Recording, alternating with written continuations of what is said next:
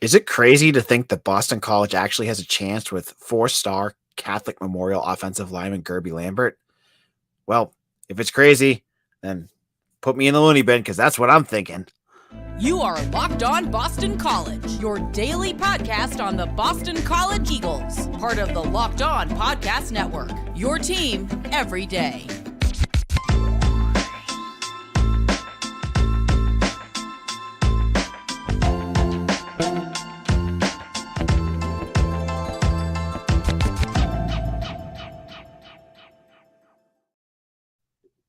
Hello and welcome. This is AJ Black. This episode is brought to you by FanDuel Sportsbook, official sportsbook of Locked On. Make every moment more. Visit FanDuel.com/LockedOn today to get yourself started.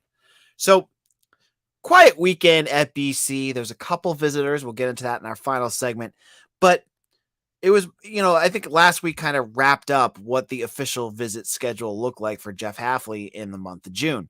And BC lost a four-star. We talked about that on last Friday's episode. Keonde Henry is no longer committed to BC, and that was tough news. We'll also get into that. But the bigger piece, the bigger comment that I want to get into is Guerby Lambert. And if you have not checked out who Guerby Lambert is, you need to recognize right now. Because Keonde Henry was a top 200 recruit. Guerby Lambert's a top 50 recruit. And do you know where he plays? Catholic Memorial, right down the road from Boston College, where his teammates, Jaden Skeet, Dottrell Jones, and right now those two, I think it's just those two guys, are committed to Boston College and are going to play there this upcoming fall. He is an absolutely mammoth human being who is ready to play day one. He would start immediately at Boston College at tackle if he was to come here. If Guerby Lambert was to commit to BC, we'll get into that in a moment. This is a guy, the next year, you would be looking at potentially Ozzie Trapillo and Guerby Lambert as your two tackles. But I'm getting ahead of myself here, folks, because this number 50 recruit in the country, number 50 total, four-star, is down to basically three schools: Notre Dame, Ohio State, and Boston College. Now, we have all been the bridesmaids here at BC many, many times, where it feels good. You're like, oh man, this is a top-notch recruit. This kid is going to come here and, change the face of this program. We're going to actually get another elite recruit. And then you're always like number two, and that doesn't feel any better. It's just kind of like dragging you along, right? I worry that this is the case of what's going to happen here with Lambert, because, his teammate Boubacar Traore is already on. He's already with Notre Dame. He loves Notre Dame, from what I've heard, and loves their engineering program and their class sizes and stuff like that. He also really likes Ohio State. I've heard from some sources that Ohio State is not as into this as some people think they are. But they're another school. He took an official visit there. And so you have these two really good blue blood programs that have been in the playoffs. They've had all the success. How the heck is Boston College still in this? It's not just a pity official visit that he took to BC. It was much more than that. He canceled his official visit to Penn State just last week. He was going to go to Penn State and he ended up not doing it. He had offers from everywhere. You name it. Georgia, most of the SEC offered him, and somehow Boston College is still in there for Guerby Lambert.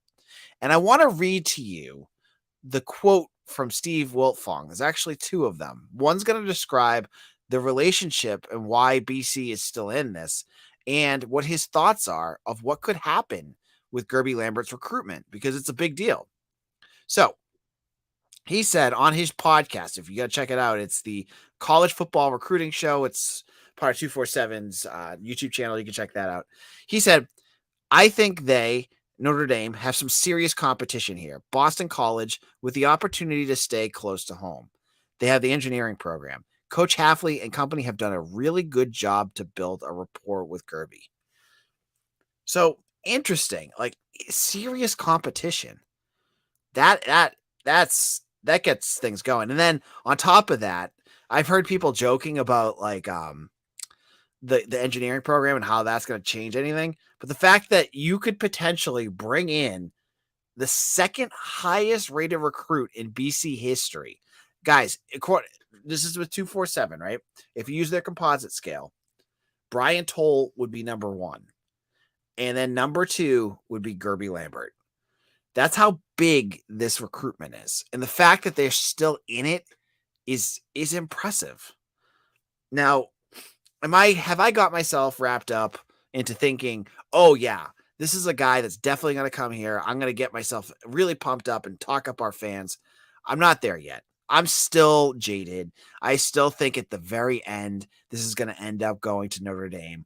But why not something crazy? BC is due to have something crazy happen. Could it be this year? Could this be? And Wilt Fong, he talks about Ohio State. He talks about, his relationship with Justin Fry, former BC offensive line coach, and Notre Dame and all that good stuff. But at the end, here's the quote from Wilt Fong about what he thought about the race for Guerby Lambert. He says, "This has become a real tight recruitment down the stretch. Notre Dame certainly has the chance to add him to a class that ranks number 5 in the country, but Ohio State, who sits here at number 4, is also there as well. And this would be a monster pickup for Boston College. I could see this ending a number of different ways." Now, that to me, so Wilt Fong is the director of recruiting. This is the guy, he's like, so I'm like a local recruiting kind of guy. I just cover BC. Then there's guys that, Brian Doan, who does the Northeast, or Alan True, who does like the Midwest. You've seen, Hoffman, who does California. We got all these other guys. Mike Roach, who does Texas. And then Wilt Fong's on top of all of them. This guy's like so connected. So the fact that he says that this could go a number of different ways, he didn't say that this seems like it's a lean towards Notre Dame.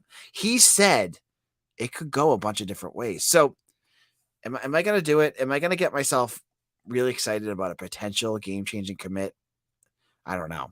And for all those folks that have been saying that Matt Applebaum can't close on anything, I feel like with one stroke, he could end that comment completely. Because, the if you haven't been connected to the message boards, I want to make sure you guys understand this.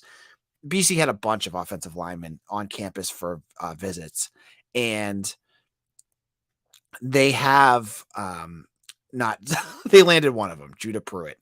All the other ones, Kyle Tuner, and it looks like CJ Williams is at Villanova, and not Villanova, Vanderbilt. They've missed on a few. You bring in the highest rated recruit in school history, and that would change a lot, right?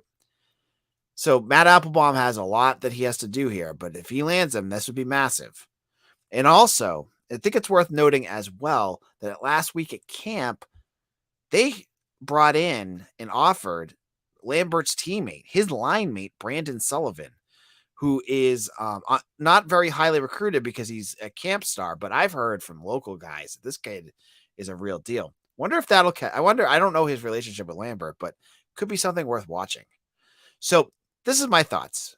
Is BC just going to be the bridesmaid again, or are they actually going to be the bride here? We'll have to wait and see. Now, in a moment, I'm going to talk about BC actually landing a commitment. We'll get into what happened, who it is, and why you should be excited that this kid is coming to Chestnut Hill. We'll get into all of that in just a moment. Before we do that, let me tell you about our good old friends at FanDuel. Baseball season is in full swing, and there's no better place to get in all the action than FanDuel, America's #1 sportsbook, because right now, new customers get a no-sweat first bet of up to $1,000. That's up to $1,000 back in bonus bets if your first bet doesn't win. Just go to FanDuel.com/lockedon to join today. Now, if you're following the Red Sox, they're in a really tough stretch, and they're playing a really tough stretch continuing. They're playing some tough teams. Maybe you just want to fade on them the entire week. Go for it. Go over to FanDuel. You can do that easily. So don't miss your chance to snag a no-sweat first bet of up to $1,000 when you join FanDuel today. Just go to FanDuel.com/lockedon to sign up. FanDuel, the official betting partner of Major League Baseball. Major League Baseball trademarks used with permission. This is Locked On BC. I am your host, AJ Black. Thank you to our everydayers, those folks out there that are listening, that are made Locked On BC part of your daily routine. It's a 20-minute show. We're doing it 3 days a week for the next 2 months, and we're back to 5 days in August. But for those of you that listen, that have subscribed on YouTube or wherever you get your podcast, thank you so much. Now, let's get into some good news. Let's put away the bad news here. Let's get into something positive for BC. And after the Keonde Henry news, this is something that we can get into that I think you guys will like. Jayzen Flint, a defensive end or an edge rusher, if you want to use that term, because that's more what he is, from West Catholic Prep in Pennsylvania, committed to Boston College over the weekend. Now, Flint, he has not been rated. I believe he's going to be a 3-star. I talked to Brian Doan about it. It just hasn't popped up yet. So he's not a hugely recruited player. The staff really liked him. And he had offers from Nebraska and Army and James Madison. He's big. He's 6'4", 225. He's got that good size that you want at the edge. Not the size of, like, no offense, but like Marcus Valdez was 5'11". You get some good size here. Good size in this kid. And he's really excited to be here. He did not take any other official visits. He visited over the weekend of the 16th, loved it, talked about how he connected with Vince Ogabase, the defensive line coach, and how he felt like he was home there. It seems like a great match. Now, he's more one of the under-recruited kids that you're going to see on this roster right now. He does have a Power 5 offer, I said, Nebraska, so that's good. But we'll have to wait and see kind of what his senior tape brings up, because as they get bigger, they get more powerful. This is a kid I want to see, like, is he going to be an explosive edge rusher? Is he going to be more of a balanced defensive edge? What is he going to be able to do? But I have faith. One thing I want to say, one position I think BC has done a really good job so far under Jeff Hafley at developing, like, from guys that he's brought in, is the edge position. You brought in Donovan Azaraku, right? Azaraku is going to be a top ACC edge rusher this year. I'm not going to say first round draft pick because I don't think he's there yet, but he's going to be one of the best. He's first team all ACC at almost every preseason poll that we've seen so far. You've seen him develop from basically he was like a nobody too. He wasn't a hugely recruited guy. Neto Ekpala is the other one. No one talks about Neto Ekpala. Sorry, I always get his name wrong. Ekpala has a great pass rush rate, so he's developing, and he could be a really good defensive end. So you're going to start to see some of the other names, guys like Edward Kalengi and Clive Wilson, and some of these other guys that are going to come in and start playing. I feel like Vince Ogabase does a nice job of identifying talent and building them up. And maybe they don't fit. There was I believe that there's already been a defensive end that transferred out. But you know what? That's kind of just the role of the game. So we'll see if Jayzen is a guy that's going to be, a guy that he can build up, the guy that he can develop into an ACC level edge. And I think he could be, I think that's something that you feel confident there, right? There's always coaching, positions that you're worried about. Offensive line, obviously, quarterback. Right now, with the way BC is kind of put together, I feel like edge is going to be a position that people are going to talk about more and more. And so we'll have to see what Flint does and how he kind of develops in that scheme. Now, in terms of other edges that they're looking at, the other big name is DeAndre Cook. DeAndre Cook is from Friendship Collegiate Academy. Some schools have such interesting names, right? He is down to UNC, Rutgers, Penn State, and BC. He was just at BC last week. He's a high 3-star. I don't expect him to commit to BC. I think he's going to end up at Penn State. And I know Brian Doan and Tyler Calvaruso already have crystal balls in, and I'll probably put one in soon too. But he's going to be deciding on Friday. So that's another name that you could watch for as well. So in our final segment, I want to go over the Keonde Henry stuff one more time and kind of wrap up that conversation, because a lot of folks had jumped in with comments and jumped in and said some things that I thought were interesting. And I want to kind of address some of the commenters that had thoughts about what I said about Keonde and the whole situation. So we'll get into that in just a moment. This is Locked On BC. AJ Black. So last week, BC lost their only 4-star wide receiver. And I could tell you, good news, that BC had 2 official visitors this weekend, a 6'5" wide receiver from Mesquite, Texas, and a current Arizona State wide receiver who's committed as well. Elijah, and I'm going to totally butcher his name, Elijah Bisa, who is, I believe, in the rankings, like 10 wide receivers lower than Keonde Henry. So the BC's already doing their due diligence. And I don't know how far they are going in terms of, if I don't think they've even offered either of these guys, but we'll have to wait and see. And I'll have all that up on Eagle Insider. But I wanted to wrap up my conversation about Keonde Henry from last week, because I wanted to clarify a few things and get into some of the things that you brought up. And my thought, if you listen back to the episode, what I was saying was, this is a kid that wasn't upfront with the staff about taking an official visit, and the staff decided to pull his offer, right? He's no longer, it wasn't a decommitment. He says it was, but it's not. He is gone now, right? Did Jeff Hafley do the right thing? And I think people were basically on both sides of it. Some folks were saying, right, you can't blame the staff for this, right? And I'll read you a comment because I thought it was really good. And that was, oh God, why did they all go away? I can't find it. So, oh, here it is. David Sears says, some things are just not worth it. BC will be better off without this player.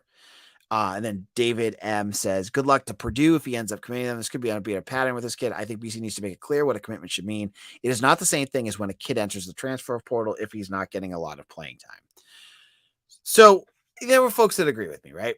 And I got a bunch of, I don't want to say backlash, but people had differing opinions, and that's great. That's what I kind of wanted to go out there and have a take on this, which is what I believe. And then hear what you guys had to say. And I thought there was some really interesting discussion.